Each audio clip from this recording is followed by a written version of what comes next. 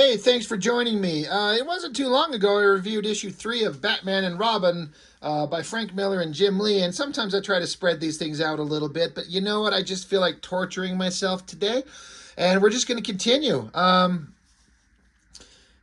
say torturing myself, but if you've watched all my other videos, you'll understand that I've been saying that we all thought that this was going to be one thing and had expectations of it in a certain way. That after issue 1, issue 2, issue 3, I think most of us, if we're paying attention, being smart, we're like, okay, this is Frank Miller's trolling us. He's just fucking around. He doesn't care. And it's just this insane version of like a psychotic Batman that's hard to like. Um, Jim Lee's giving it everything. I feel like he's doing the best he can do. And there's some actually really interesting stuff in this issue that we'll see. I mean, anytime you're going to flip through a Jim Lee book, there's reasonably good artwork, but there's a specific thing in this book that I completely forgot was in here until I popped it open and I going, oh my God, right. And then I was like, oh, wait, oh my God, this is crazy. So that being said, what's happened in issues 1, 2, and 3 of All-Star Batman and Robin by Frank Miller and Jim Lee? We got introduced to Robin. We watched his parents get shot for 2 seconds, and then we watched Batman kidnap him instantly. Before all that, Bruce Wayne was on a date with Vicky Vale, and Bruce was not paying attention to her. He was just watching the crazy flying Grayson kid, and Vicky Vale was just thinking about all the ways she'd fuck Bruce Wayne if she could get the chance.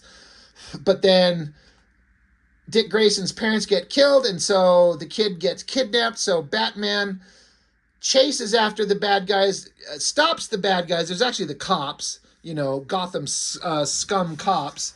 And he beats them up. I think he killed a couple of them because he ran his Batmobile through their car, and it couldn't have done anything but killed them. And he kidnaps Dick Grayson, and Vicky Vale followed with Alfred, I think, in a car, and then they got hit, and she was injured. And then issue 2 had some kind of multi-page long just car chase with Batman getting away with Dick Grayson. The Batmobile actually turned into a jet. And then in issue 3, the jet turned into a submarine and went underwater. This book is all over the place. Oh, and in issue 3, we spent like 3/4 of the book with the Black Canary just beating the fucking piss out of a bunch of bar goers that were being a bunch of loudmouth assholes. Yes, that was going on. But she like broke jaws and busted teeth and shattered spines and just violently kicked the shit out of a lot of people. That makes you go, I think the Black Canary's kind of a bitch. But anyway, we start out with the burning bat symbol. Yeah, Frank Miller's burning Batman to the ground. That's for goddamn sure. So Vicky Vale, she's in an ambulance, I guess. They're like the bones punctured her left ventricle, like her heart. God, she's dead. Bleeding like a sieve. Her blood pressure's dropping like a stone. Oh, here she goes. We're losing her. These shots of Vicky Vale here are not bad. I really like this face shot, the eyes, the nose, the mouth, and kind of the line work all over the face to show that she's been in a crash and she's dirty and she's all messed up. And then this shot here with the sketchy, inky lines to cast the shadows. Get me the cardiac needle stat. Get me the cardiac needle. We're losing her. Oh, hell, she flatlines. I'm digging the artwork here. It's good drawing. But we're still in the Batmobile with Batman and Dick Grayson. This was issue 2. It was issue 3. Now we're in issue 4, and it's still the same fucking thing. They're still in the car or the boat or the whatever the fuck. But yeah, they went underwater. Dick Grayson's like, we're heading for a wall. We're going to crash and die. And Batman's like, kid, fuck off. Jim Lee decided, he had a need to draw a boot floating in the water, which, I mean, there'd be garbage floating in the river, so why not? I was actually shocked at how much space is wasted with like 2-panel pages over and over and over. Again, if Frank Miller drew this, somehow it would work. Jim Lee drawing it, It still looks good. I mean, I like the drawing. The Batman is, it's well done. The inking spectacular. Of course it is. It's Scott Williams. This is really well done. I'd like to see this in black and white. But if this was Frank Miller drawing this, I think it just reads better. It just fits. But there's a lot of space wasted. Giant panel here, giant panel here. Flip it. It's another 2-panel page. The bat sub is floating up through a wall. There's a bright flash of light. And then we flip the page again. It's another 2 panels. The bat sub is floating up this tunnel, and a close-up on Dick Grayson's face. Like, Jesus God, how many pages are we into this? We are one. I mean, does this count as a page?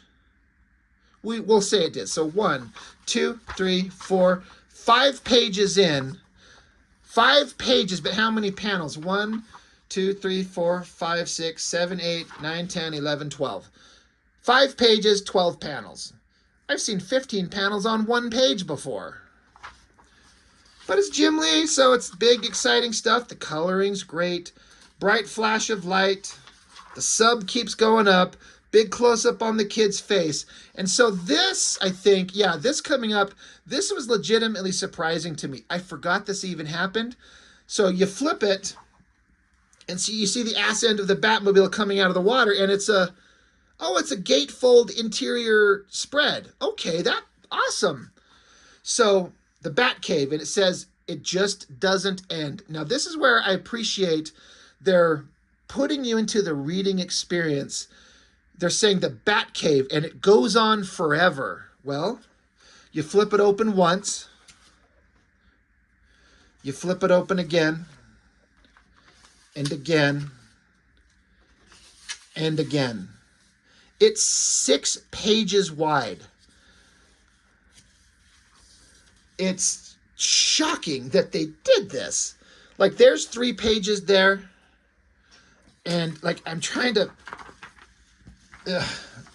It sucks. Some of the interior pages of the book are falling out, so it makes it tricky. But look at this. I gotta give it to Jim Lee. This is one hell of a interior spread. So here's the Batmobile coming up on this platform. You got a bunch of technological machines. It says, the cave goes on forever. These machines are working on the giant dinosaur like it's a robot. I didn't know that. You got a bunch of, the cave's really high. There's a bunch of tunnels and chambers. There's a bunch of different Batmobiles. There's like the Adam West version. I seem to remember reading somewhere that no one was ever been allowed to use the Keaton version of the Batmobile from the 89 Batman. That's where you never see it, at least for a long time. So there's just a little hint of the nose of that one there. There's like the original version from like the earliest Batman comics. And then as we keep flipping open, there's like a prototype of the machine from The Dark Knight Returns. There's some version of a bat wing.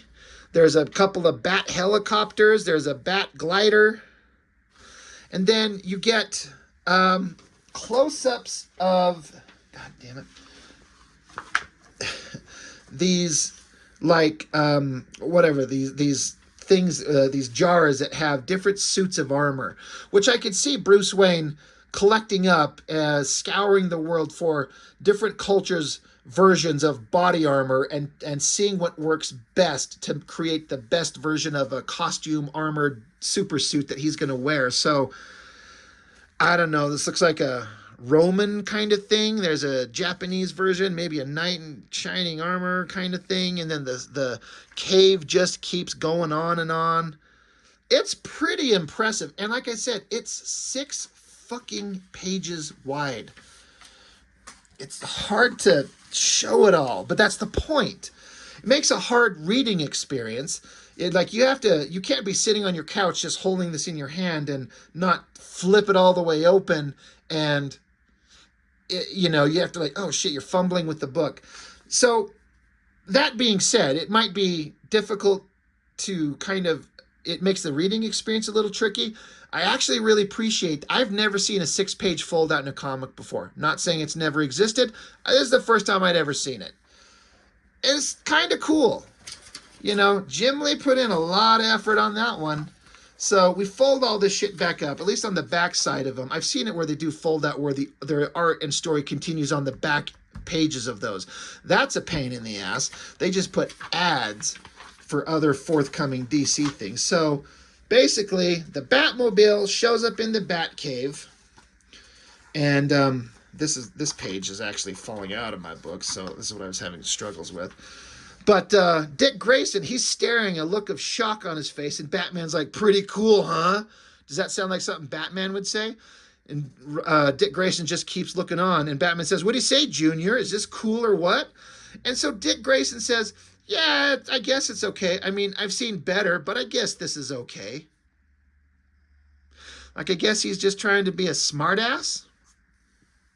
And Batman, in his thoughts, he says, I don't think I like this kid. Not one bit. Yeah, none of us do. So then, now it's a big aerial overhead shot of the Batcave. Awesome looking bat up here. And Batman says, welcome home, Dick Grayson. So you see, you know, the big machine from the Dark Knight Returns era being constructed. I mean, all these things that we've seen, just an aerial kind of elevated view. The bat wings, the copters, more bat bat cars. There's one that looks like that might be the nose of the Val Kilmer Batman Forever one. Rest in peace, Val Kilmer. Crazy. Anyway, God, I hate it when these pages fall out. It makes everything so much more difficult. So Batman jumps out of the car, and so does Robin, or he's not Robin yet, but Dick Grayson. He jumps out, he looks around, and he's like, oh my gosh, I gotta look around. Meanwhile, back with Vicky Vale, she's still getting taken care of, but her heart's beating. She's in the emergency room. Maybe she'll be okay. It's bad, but we'll see. Alfred is telling Batman, he's like, look, it appears she has pieces of her clavicle and ribs loose in her chest. Her lungs and heart are desperately compromised. The doctors seem somewhat at a loss. So Batman, he's on the phone talking with him. He says, call Eckhart in Paris. Get him there. He can do anything. So he's like, get this specific doctor. And so Alfred's like, Paris? Sir, he'd never get here in time, because obviously that's overseas. Like, we need help for her now. Like in the next 20 minutes, not in a couple of hours for the fastest plane ride you could have. So you flip it over, and Batman says, get that clown in Metropolis to fetch him. Call Kent at the Daily Planet. He'll take care of it. And tell him Batman considers this a personal favor. So it's implying that Batman knows that Clark Kent is Superman. And I honestly can see Batman figuring that shit out. And honestly, I don't think it would be too hard to do for Batman. He's like, there's Superman. Let me go observe. Let me see what's going on. This Kent guy, he's new. Oh, they look exactly the same. I'm not falling for this shit. Superman and Clark Kent are one and the same. I can see Batman deducing that instantly. Dick Grayson says, what clown in Metropolis? Batman says, never mind. He's nobody important. And then, Batman's inner thoughts here says, that's right, Kent, you're busted. I know who you are. You've got no damn idea who I am. I'm a detective. I'm not mightier than the pounding surf. I can't leap tall buildings with a single bound, but I'm smart. One hell of a lot smarter than you'll ever be. And so it shows Superman running across the water saying, damn. And Superman is introduced in like the last 2 pages of the last book. Now, this was an interesting thing here. It took me a minute to kind of understand. Frank Miller is utilizing, if I understand correctly, the earliest version of Superman, which could not fly. Superman couldn't fly. He'd just jump over shit, which is why he says, Batman's saying, like, I can't leap tall buildings in a single bound. And that's why Superman is running across the water. Now, he's still lightning fast, but he can't fly. And I don't know if there's any version of Superman I'd ever do where he doesn't fly, because that's just part of his gig. But that is an actual canonical version of Superman, and Frank Miller chose to go that way. So, anyway, Batman keeps walking along, and Dick Grayson gets right in front of his face. He says, first off, could I get something to wear instead of these stupid tights? I mean, tights really blow chunks. Batman just looks at him and says, and Dick Grayson says, sorry, it's just that I'm all sweaty and dirty and I've still got mom and dad's blood and stuff all over me. And so him saying that, Batman thinks to himself about how he touched his mother's dead body and got his blood on her, and this was the creation of Batman and his mission from which he'll never waver. So Batman says, yeah, I'll see to it that you get some new clothes. And Dick Grayson says, thanks. So Batman says, I'll see you later. Dick Grayson says, well, where are you going? And he says, work. So Dick Grayson says, well, what am I supposed to do now? And Batman says, whatever you want. You look like you could use some sleep. So he drags this scared kid whose parents were just murdered 20 minutes ago, drops him in a Batcave, and says, hey, I'm out of here. Go fuck yourself.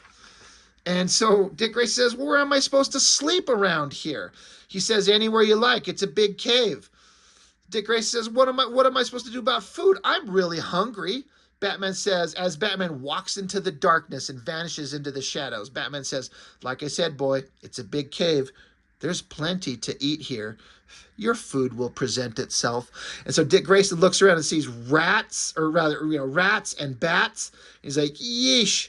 And so the inner dialogue, which has been going on for the whole book, Dick Grayson says, for a while, I just sit there and shiver and cry until the snot's running down my chin. Then I guess I doze.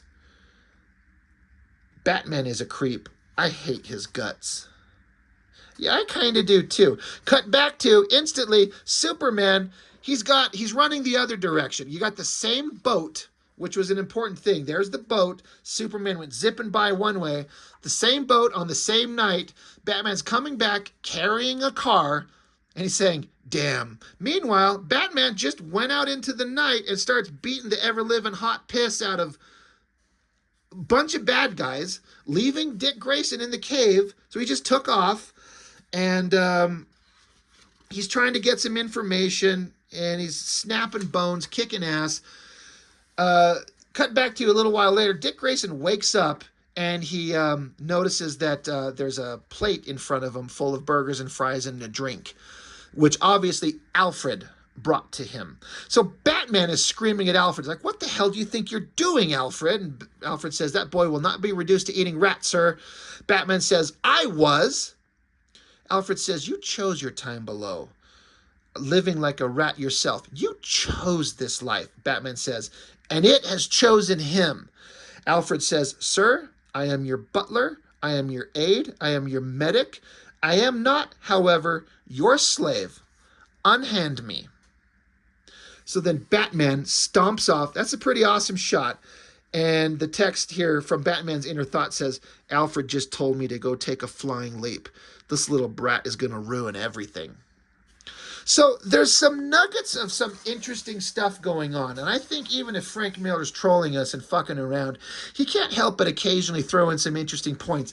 I do like how Alfred is taking care of the kid. He's like, yeah, Batman, you as a kid, you chose to live in the cave and eat rats. This kid doesn't deserve that. I brought him food. Batman's throwing him around, threatening him. And Alfred's like, hey, get your fucking hands off me. And Batman stomps off in this awesome shot. And this Batman's a piece of shit. Which is a valid version of an angry, dark superhero that's this focused and driven. But I sure like my heroes to be awesome. But I'm also on board with alternate versions of heroes. That's fine. But Frank Miller makes this guy hard to like. But anyway, that's the end of that. Issue 4. So, that 6-page spread inside there was pretty awesome. Like, that was pretty cool. We have to, you got to acknowledge that. And once again, Jim Lee putting in all kinds of effort. Like, a lot of effort. And, whether you like him or dislike his work, I've made no bones about it, once again, that I am not a fan of DC Comics per se. And I'm not a fan of Jim Lee drawing Batman. But for some reason, his art inside this series is way more interesting to me than his art inside the Hush series. I'm not talking about the new one because I haven't seen that yet. I'm talking about the original one from, what was it, 10, 15 years ago? I mean, I've got all of those individual books. At some point, I'll go through them. And I've got a collection of every issue in black and white. And Jim's art was fantastic. But for some reason, I kind of like his art better in this. I don't know why. Maybe it's because Frank Miller gives us such fucking wackadoo, crazy, weird, ridiculous scripts for him to draw, and Jeff Loeb writes more kind of standard by the numbers stuff. I don't know. Tell me what you think. I would look forward to hear any of your thoughts on any of this. But that's all I've got for now. So I appreciate it. I appreciate you watching my stuff, as always, and I'll see you next time.